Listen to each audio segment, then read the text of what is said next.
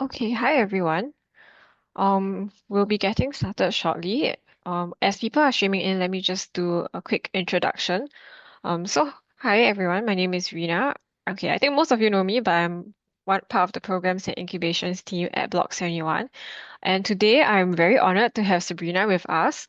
Sabrina actually has very extensive experience leading organizational change across a number of industries, and different corporate cultures. And so yeah, without further ado, let me just hand the time over to Sabrina. Hi everyone. Nice to see you. Thank you for your taking the time this morning to join me in talking about fundraising housekeeping. I know like housekeeping doesn't sound like the most exciting, sexy thing that you can be doing as a fast-growing startup, but hopefully, by the end of our session, you will start seeing kind of why it's important, why this hygiene is important and good habits are important from the beginning and how, we start early. Actually, it's a lot less work along the way. All right. So let me start by just a very quick introduction to myself. Okay. Myself. All right. I started out as an investment banker doing M&A, and I was also a strategy consultant. Then I pivoted into the startup world. The startup world offers me a chance to deal with problems on a multidimensional basis, and also the last piece to this is probably the fact that, I stumbled into early stage investing by accident in 2012. One of my former colleagues in investment banking came over for dinner one day, and he had left investment banking to start a fund, a VC fund. And, back then, 2012, I barely knew how the internet worked, did not know what startups were about, but somehow I must have had too much wine or something, but he convinced me to invest in his fund. And at least I was lucky. The fund turned out to be one of the top SaaS funds in Europe. So today I am a fractional CFO. This is me in a nutshell. And so why am I here today? Right? So what kind of started out this, why I started talking to Block71 about this was one of my portfolio companies recently went through a fundraising. And, the founder was just telling me, oh my God, I had not realized like, so many things I had to tidy up. My co-sec didn't file this, my this, and she was on top of answering like questions about growth. She was having to backtrack, look at old records, imagine you're there busy answering questions about your strategy, about your growth plans, and yet you have to kind of go back and tidy all of that up and still continue growing the business, right? During your due diligence process. So that's kind of how this whole, like, I realized that, I think a lot of startups maybe just need an awareness of what it means to have corporate hygiene, right? So that when you come to that point of having a fundraise, you are ready, right? And some of the things we talk about here today is really a culmination of all the war stories that I've personally had, and I've also heard from other founders. Okay, so like I said, why does it matter? I think one is building the habits early, right? Building it into your process early means that later on you don't have to do rework. Later on, you are not scrambling to find documents, you're not scrambling to recreate the documents that you needed. And I think, just building those habits early also mean that you have the right processes in place. You won't need to change the way your company, your business is operating. You don't need to change the way people are doing things later on when they're set in their way. So, and that just, yeah. So basically, it's just about starting early. And some of the things that we're going to be talking about later on, you might say, oh, it feels like overkill. And I think it's for you to decide, at which point is the right point to introduce to your business, to your operating procedure. My job here is to really make you aware to think about these things at the back of your head, so you know to look out for these things, right? And at the right point of time for your business, introduce them. Okay. All right. So some of the key aspects of corporate housekeeping, corporate structure, right? Shareholder records, Founder records. Okay, so I think founder records is something that people don't think about enough because you're like, well, I'm the founder, like, it's me, right? But obviously later on when you are opening yourself up to third parties, that's something that, more a lot of times is not well documented. Okay, financial reporting, obviously, I don't know, you guys all know about pretty well.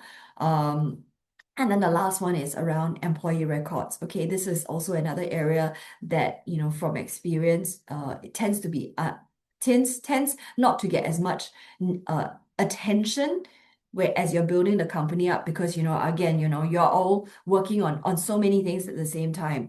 The employee records don't tend to get that kind of attention. Okay, and then the last one is just really ongoing compliance. You know what is required. It's just making sure you stick to it and following through on it. Okay, all right, so corporate structure, fairly straightforward. This is more or less just a checklist. Every company has a constitution. You need to make sure that it's well recorded. You have your annual filings and your returns, right? Keep on top of your COSEC. Don't assume that your COSEC is on top of everything. I think most COSECs are pretty good, and most of the time the filings are pretty routine. But you as the founder, you as the management, just need to make sure you are aware, right? That hey, every year there's certain things that you need to do, and making sure that you have the right documentation in place again, rather than scrambling. Yeah, and board resolutions, for example, making sure that if there are important decisions that have been discussed, right, agreed on, make sure you have documents of that, minutes, so that again, going back to if there is a dispute later, you have something to refer to, you have something in black and white. And the last one is shareholder register, right? So understanding you as the founder need to have a good understanding of your own share classes, okay? And who are the shareholders within that category? How much do they hold? I've seen startups before, in fact, quite late stage startups where, they've gone for many years assuming that so and so shareholder had 1,000 shares. And then later on, someone actually pulls out the ACRA and like, no what, they have 750. And then they're like, hang on, but the founder and the shareholder has been thinking they have had 1,000 shares all along, but the ACRA is not reflective of that. And sometimes it's because the shareholder got granted more shares along the way, or there's some other transaction, but the filings did not keep in step with that. And then there is this whole kind of a lot of work that is required to go back, dig through historical documents to kind of redress the issue here. So, just always be vigilant and say, okay, if there is any changes in the shareholders, right?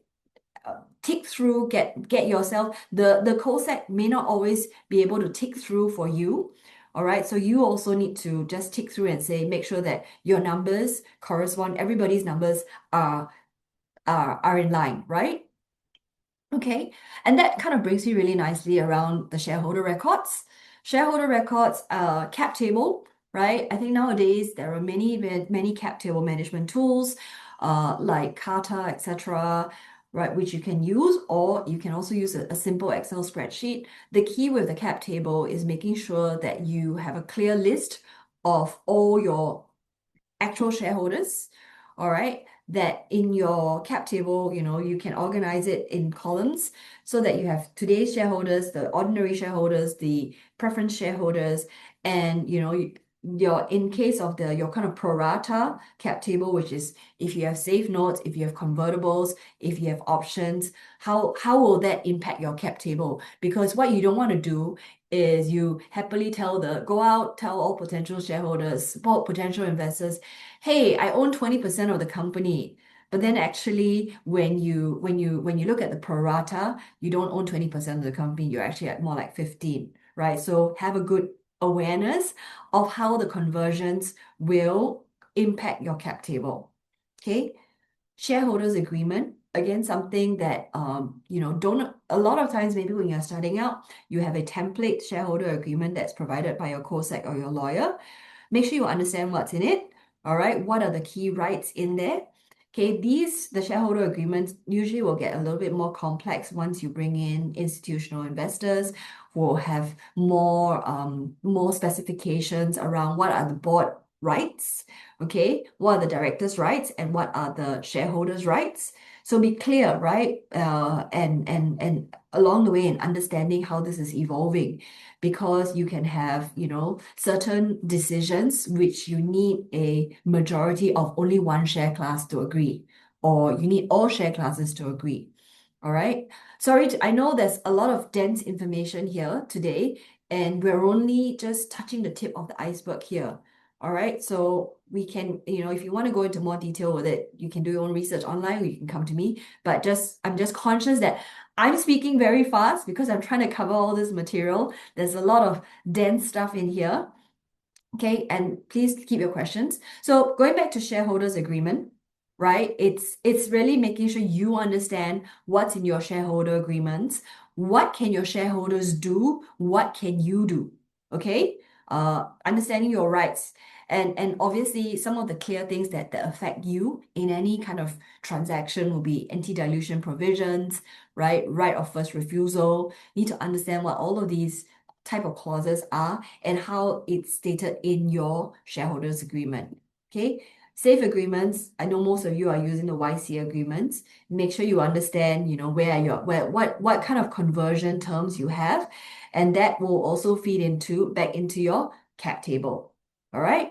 Last thing here to note about shareholder records is that oftentimes you have a lot of angel investors or you have a lot of safe note investors, right? In Singapore, there is a cap on having 50 shareholders as a private limited company. Okay, so what people do is that they have so-called founder SPVs. They will bring their angel investors or their safe note holders into this kind of SPV. So it appears on the cap table on your ACRA listing as one single entity. So it's cleaner, it's neater, and in some ways, it makes it a little bit easier for you when you have to chase signatures. All right. I've been on the other side of it where I've had to, hunt in shareholders down, who hold like, I don't know, 5,000 shares. Please, I need your signature, right? So that SPV can help you. But it doesn't mean obviously that you don't need to keep these small shareholders up to date on corporate transactions, up to date on what's going on with the company. Same needs. It's just that we've just tidied it up in terms of voting as well as kind of how it presents itself on the cap table. Okay. So far, all right. Everyone's still keeping pace. Okay, we'll have time for questions. We'll have time, and I'll give a link after this for booking one-on-one sessions with me as well. Okay. All right, so come to this one. I'm going to slow down on this one because I think, we don't think enough about founder records because you think, hey, it's me. I'm the founder. I know everything that's going on. Okay. But then, why does it matter? Because again, when it comes to a transaction or, you never know, there could be an acrimonious situation with your co-founder later on, further down the line. So always good to keep all of this well documented and for you guys to think very carefully and clearly about this from the beginning, right? So one is making sure that, hey, as a founder, your shares are clearly held, right? And especially if you have any kind of pre-incorporation contributions of IP, assets, sweat equity, right? I think it's important to make sure that that's clearly assigned to the company, right? That's clearly put into when you create a company, you're basically drawing a box, right? A box of this around this business, around certain activities. So make sure that that is all put in here clearly, and you're very clear around like the founder shareholding, who owns how much, right? And as a result, what kind of voting rights does each co-founder have? Okay. Second one is obviously, as a founder, besides your time and your kind of IP, etc., there's many times when you're putting in financial contributions into the business, right? So again, making sure that these are well documented. Uh, Because again, when you come to the institutional round, these loans you either want to convert them, you want to keep them as a shareholder, as a director's loan potentially. You may want to convert this founder's loan into shares at the next round, right? Without a clear documentation that you've provided this money, then it's a lot harder to kind of make sure that your interest as a founder is protected, right? And again, like I said, one of these issues is when there is kind of any disputes amongst co-founders. This is also important to make sure that we have tracked what everyone's put in, right? Especially money. Okay. The other thing that I think that obviously because you're the founder, you're so used to working for the company, you don't tend to have your own employment contract, right? So usually I think when you come to an institutional round, when you raise money, when someone else is looking at you, they will ask you to put in place a employment contract, right? Okay, but I think if you can early on put it in place, so it helps you define helps to define your relationship as a founder to the company. What are your roles and responsibilities? What's your compensation? And also IP assignment. Okay, and there are certain things around in there around founder to cover for founder exits, which include that non-compete, non-solicit. Again, going back to if there are any kind of co-founder exits along the way later, having this will be important. Okay. Um, and then the last one is around a founder vesting agreement. I think this usually doesn't come in place so early, but it's helpful in again where there are co-founders, right? And what some situations I've been in, like everyone starts out with, let's say, equal shares, but then after a while, one co-founder kind of starts stepping away and moves off, right? Very early into a journey. And you feel like, hey, hang on a minute, the other two of us are putting in so much work. We are the ones that are going to get the company, the business to an exit. Why does this person still get a third of the value that we're creating, even though that they haven't assisted in that process? All right. So usually, for employees, you have a kind of vesting agreement. With founders, sometimes you'll see a reverse vesting. And reverse vesting, which means that let's say you start off with 1/3 shares, you start with 1/3 shares and you sort of come back, and the longer you stay, the more of your shares you keep, right? You are able to keep, and this also you can also add in a good lever and a bad lever provision in here, to think about what happens where in when people are leaving. So sometimes having some of these conversations early on is easier when everybody is still getting along, right? It's almost a little bit like a prenup, all right, to say, hey, we all agree how this will get conducted in an orderly manner. I've also kind of been involved in some kind of founder exit disputes where one person says, okay, I want to go, I want to sell my shares, right? And you're like, well, there's not much value to the shares right now because we're still early stage. How do you even value them? So this is, I think, where a founder vesting agreement would have been helpful because it kind of just makes it orderly, right? Okay. And in some cases, you can also avoid the question of what's the valuation here. Okay. Next one. All right, financial records. So, I mean, I think most of you are cognizant, right? Investors will ask for your financial records. They'll want to see your historicals. So, making sure that you have accurate, up-to-date financial records, right? I think a lot of startups these days are using Xero and QuickBooks or even Zoho to keep your accounts. All right, just make sure that these are up to date. Obviously, one of the other things that investors will look for is your bank statements. So that comes to the next point around having some basic financial controls, like, pay for stuff out of the company account. Don't keep paying for it. Don't kind of circulate money between your personal account and bank accounts, etc., so that later on it becomes messy to audit what was really paid, what was not paid. Okay. If you can have some kind of expense approval policy, I Sorry mean, to very disturb, simple. Sabrina. There's just a Yeah. quick question here. So, for Mm. example, I understand, and we did it in the first year, exactly what you said. We did this, it was very messy and difficult. Can I ask a question? Is it okay? Yeah. Yeah. I So mean, basically, yeah. right now we are doing something different where we consolidate all the expenses and we do reimbursement. And this Mm-hmm. reimbursement is a policy for the entire company. So this one has been working quite well. Is this a common practice? I consulted with some of the founders, right?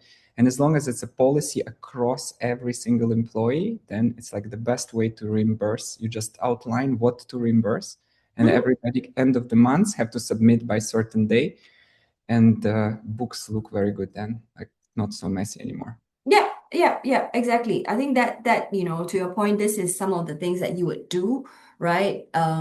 Like, again, have some kind of process where you say, okay, once a week I'm going to pay my suppliers.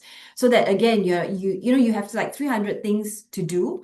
What you don't want to be doing is you get pulled away because someone's like asking for money now, right? If you are being consistent about it, you can say, I'm going to set aside every Friday morning, an hour to just go through all the payments I need to make, for example, right? And it not only saves you time, but it makes it consistent. And you don't have issues later on because once people are very used to, oh, I claim anytime and I get reimbursed anytime, then when you start introducing things like I'm only going to reimburse you once a month, people get very upset and say, oh, but like, you used to pay me like immediately. Like, why are you not paying me immediately now? Right. So to that point I made earlier around why establishing good habits early is helpful. It's just that then it just means that later on you don't have to go through the painful process of getting everybody to change their behavior.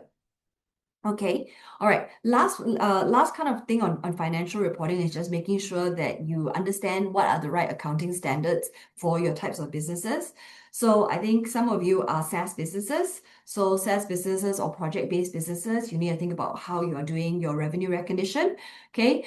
Again, this one is much more technical. You can find it, on more information online or ask somebody. Okay, but I want to kind of touch on financial forecast because I noticed in the kind of questionnaire that you guys answered, right? That, you're talking about fundraising and thinking about your financial forecast. And I've worked with a number of companies thinking about how to build a financial forecast. So just a couple of key highlights around financial forecasts.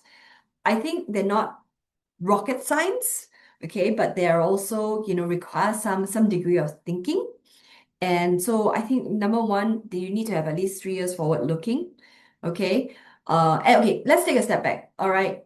You're a startup. The world is unpredictable. You say you're gonna make $100 tomorrow. I mean, that's your best wish, right? You may not, right? And the investors are all expecting you to show like, 10x growth, and you're under that pressure to make a fantastic set of numbers, right? Which is quite common. Okay, but I think the key here is that we want to show growth, right? But we also need to show how this growth is achievable, believable. You can have strong assumptions, but you're not just showing 10x for the sake of saying 10x. You need to build your own credibility with the investors. You need to take that 10x and break it down. Okay, in my forecast, the way it works is that 2x of it will come from me expanding it into a new market, and another 2x will come from me adding products. And then another 2x is just, I'm going to raise prices. To be able to use your model, use your numbers to explain why your plan is credible, right? If you just say, look, I'm just going to grow 10x, just cause, right? The investor's like, well, like how do I believe you, right? If you don't know you, the investor doesn't know you from before, right? How does he know you can achieve this just by saying I'm going to grow 10x? Okay. So that's kind of the key starting point around the financial forecast, what we're trying to achieve here, right? Then going into it, one, it needs to be at least 3 years forward looking so that you can kind of show your plan. Two is that the numbers need to align with what you're telling the investors. All right. If you're telling the investors, I'm adding lots of new products, but I'm staying in the same market. But then in your numbers, it shows you going into Indonesia, Thailand, but you're not, but the average revenue per customer is not changing because you're not really adding products. Then they'll be like, how does that work? All right. And then third one is credible with plausible assumptions. Okay, so this is back to my point about the point of this forecast is to build credibility in your plan. Okay, so it has to be believable. All right, the assumptions have to be plausible. Okay, I'm not saying that the assumptions have to be very realistic. I'm saying they have to be plausible. I hope you get the difference between what I'm saying here, right? You need to be something that someone can believe, or you can get the investors through the steps to believing those assumptions. Okay? All right. And then let's talk about scenarios. I think having scenarios is helpful, right? Having at least two. Usually, you would try to do a baseline, and then you have your downside case and you'll have upside case. The investor themselves are anyway also going to think through it on their own. They're going to take a view on what's going to be a downside and what's going to be an upside case for your business. I mean, you can look at, I think Bessemer puts out their investment memorandum memos from before, right? You can look at it and see how investors are constructing their own scenarios. But I think again, showing as a startup, if you can show your own awareness of where your levers are going to be, where your own risks are going to be, right? Then and you have a good story there. Then you also can have a good story to say, if I want to juice up my growth, I can go this. Or you can say, yes, I am aware that there is this certain risk. There is this risk. I've thought about it, and this is where I've, planned to mitigate it, and this is where that downside looks like. Okay. And then the last one on your forecast is really around articulating what you're raising money for. I think a lot of startups come to me and they're like, okay, I want to raise 1 million. I'm like, okay, great. How did you get to that 1 million? What are you going to do with that 1 million? Can you explain to me? Right? And right? And they're like, well, I'm raising 1 million because, it seems like a nice number. And because, I want my valuation to be 5 million, 20% dilution, 1 million. That doesn't help the investor, right? What we want to be able to say is, okay, of this $1 million, half of it will be used to enter a new market, right? And to enter a new market, I need to hire these people to join my team. Or, I'm going to use, 100K of this to strengthen my internal corporate housekeeping, right? I'm going to hire a finance person, for example. Having a clear, and then, and 20 and 200K of it will be contingency, right? So that it will last me for the period until I raise my I'm planning to raise my next round, or it will get me to the point where I will break even. Okay. So being able to be clear around what is the money you need and what you're going to do with it. Okay. Similarly, sometimes after you build your financial forecast, you realize, oh no, 1 million is not enough.